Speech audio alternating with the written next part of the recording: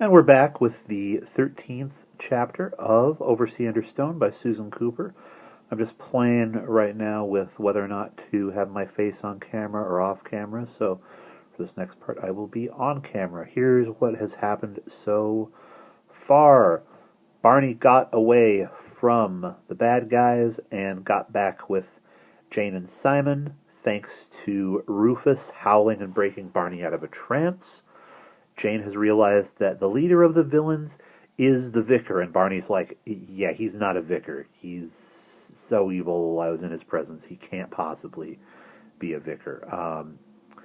They're up at Kamar Head, they gotta get to the Grail, and the road has just cleared. They do not know where the Withers siblings, especially the sister or Bill, are. "They've gone," he whispered exultantly. Barney and Jane raised their heads too, slowly and cautiously. "Look!" Jane propped herself on one elbow and pointed out to the coast. There they were, the tall black striding figure and the two smaller ones, one on either side, bobbing out of sight along the side of Kamar Head. "Oh!" Barney rolled over on his back and groaned with despair. "We're cut off! How can we get out on the headland now?" Jane sat up, wincing as she stretched her cramped legs. She said despondently, "I don't see what there is to get worked up about. We can't do anything. We found where the Grail is, but we can't get at it anyway. If there is a bottom entrance, it's under the sea, and the hole we found at the top is too narrow to get through even if we had a rope." Barney said, yelping, "But they'll be able to. I know they will. That man can do anything. He seems to have things planned before he even knows they're going to happen.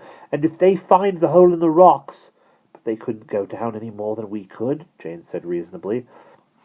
"And they couldn't get in from the bottom either. Unless they've got diving suits on the yacht anyway," she added without much conviction. "We aren't really absolutely sure the Grail's there at all." "But we are. You know we are." Barney's anxious frustration was mounting unbearably. "We've got to stop them. Even if we can't do anything ourselves, we've got to stop them." "Don't be a silly little boy," Jane said, irritated by disappointment. "We just have to let them go, and keep out of their way till we find Great Uncle Mary. There isn't a thing we can do." "There is one thing," Simon said. His voice sounded muffled and rather gruff, as it always did when he was trying not to be excited.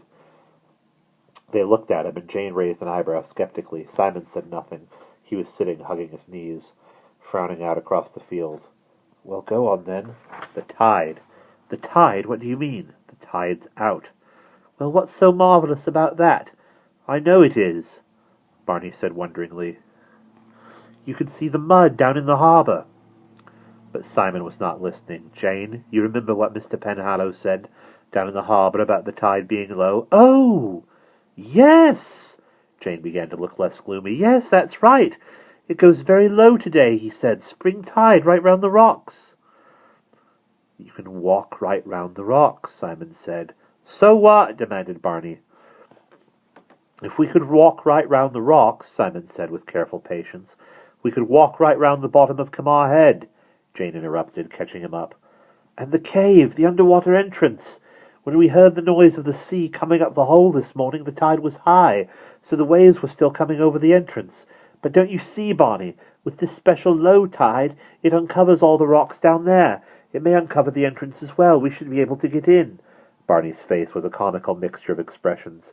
Blankness, dissolving into excitement, and then into alarm. "Gosh!" "Come on, then, let's get down there." He jumped to his feet and then wailed. "Oh, but we can't. There's one of them watching the harbour, and the other three out on the headland. How can we get down there without being seen?" "I've thought of that too." Simon was pink with importance. "Just a minute ago. There's the other side, the bay on the other side of the headland, where we bathe from. We can get across the fields to it from here without them seeing us, unless they're actually up by the standing stones looking down in that direction. If they look down, we've had it, but it's the only way I can see." "They won't be," Jane said confidently. "They wouldn't expect us to go down there. They'd be watching the harbour side. Come on, we've got to go, quick, quicker than ever now. The tide was still going out when we were up over the harbour, I think, but it may turn at any moment. I wish we knew exactly when." Barney, with Rufus roused and leaping round him, again was already several yards across the field. He halted suddenly, looking troubled, and slowly turned back. "There's still Great Uncle Mary. He'll never find us now. He'll be worried stiff." "He didn't bother much about worrying us stiff when he disappeared this morning," Simon said shortly. "Oh, but all the same, look," Simon said, "I'm the oldest, and I'm in charge. It's got to be Gummery or the Grail we look for, Barney. There isn't time for both, and I say we go after the Grail." "So do I," Jane said. "Oh, well," said Barney, and he went on over the field, secretly relieved to be able to accept commands. He felt he had had enough of being the lone hero that day, to last him for years, so that his private dreams of acting solitary bold knights in shining armor would never quite be the same again. They were all three hot and breathless by the time they reached the beach in the next bay from Trewissick, on the other side of Kamar Head, but they saw to their relief that the tide had obviously not yet begun to come back in. The sea seemed to be miles away, over a vast stretch of silver-white sand, unscarred by footprints under the sun, and as they looked eagerly along the side of the headland, they could see rocks uncovered at its foot. Before the waves had always washed up against the cliff, even at the lowest tide. Their feet sank into the soft, dry sand at the top of the beach. Barney flopped down and began to unstrap one sandal. Wait a minute, I want to take my shoes off." "Oh, come on," Simon said impatiently. "You'll only have to put them back on again when we get to the rocks." "I don't care, I'm taking them off now all the same. Anyway, I'm tired." Simon groaned and whacked the telescope case against his knee in exasperation. More than ever now, he was determined to carry the manuscript wherever they went, and the case was hot and damp in the palm of his hand. Jane sat down on the sand beside Barney. "Come on, Simon. Have a rest. Just for 5 minutes, it won't hurt, and I'm jolly hot as well." Not altogether unwillingly, Simon let his knees give way and collapsed to lie flat on his back. The sun blazed down onto his eyes, and he turned over quickly. "Golly, what a day! I could do with a swim."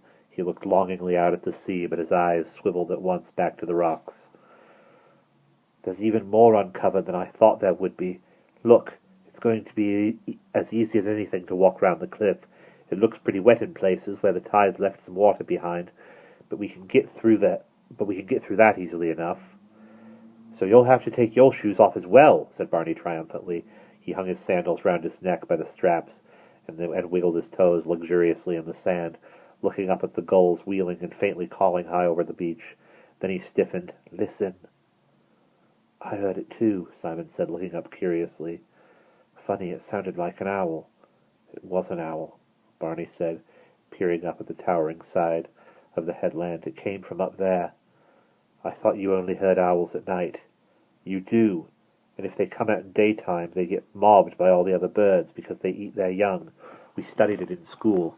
"Well, the gulls don't seem to be taking any notice," Barney said. He looked up at the dark specks lazily sailing to and fro over the sky.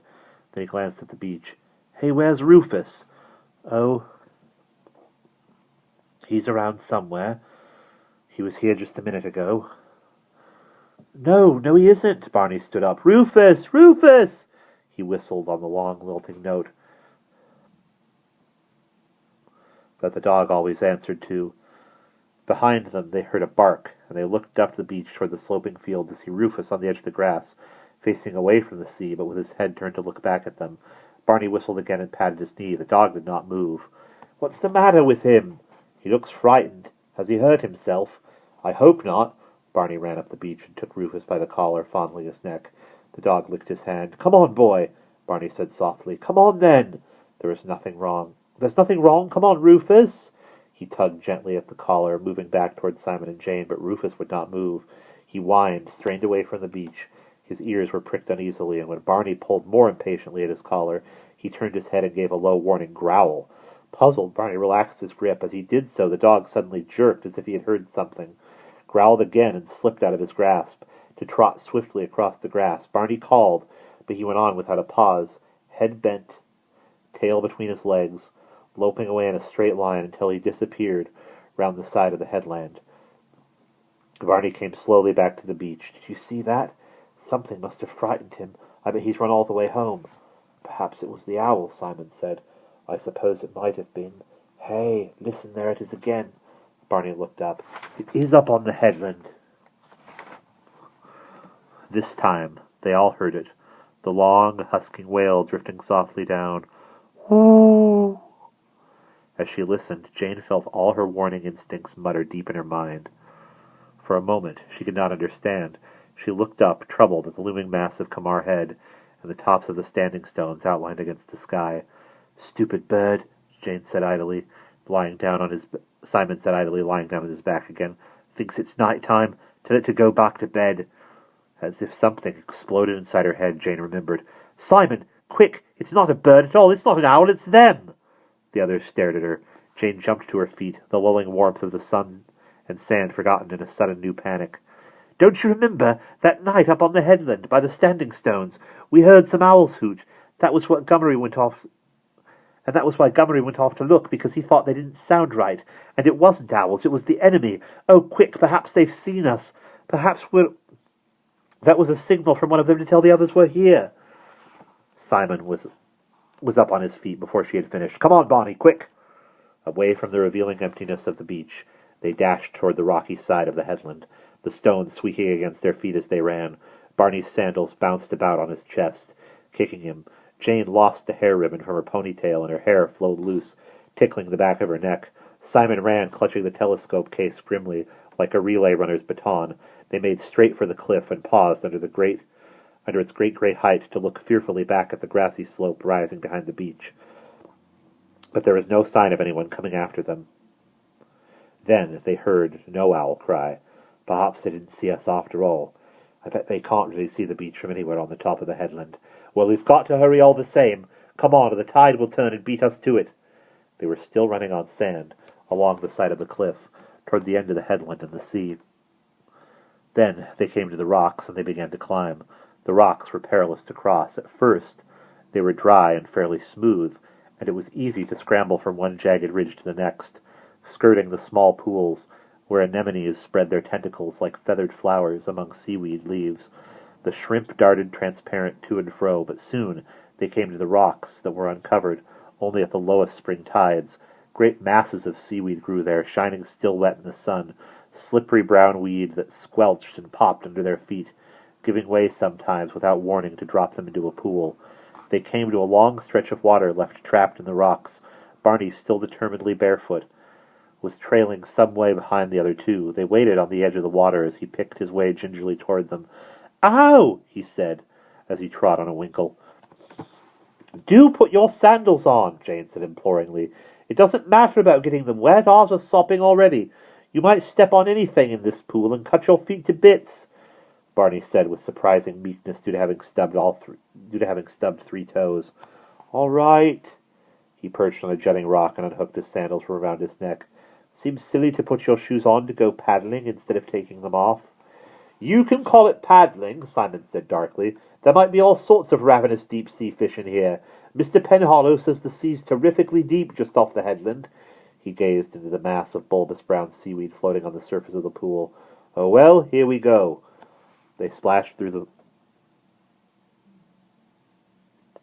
the weed, keeping close to the cliff. And actually, I'm going to pause there.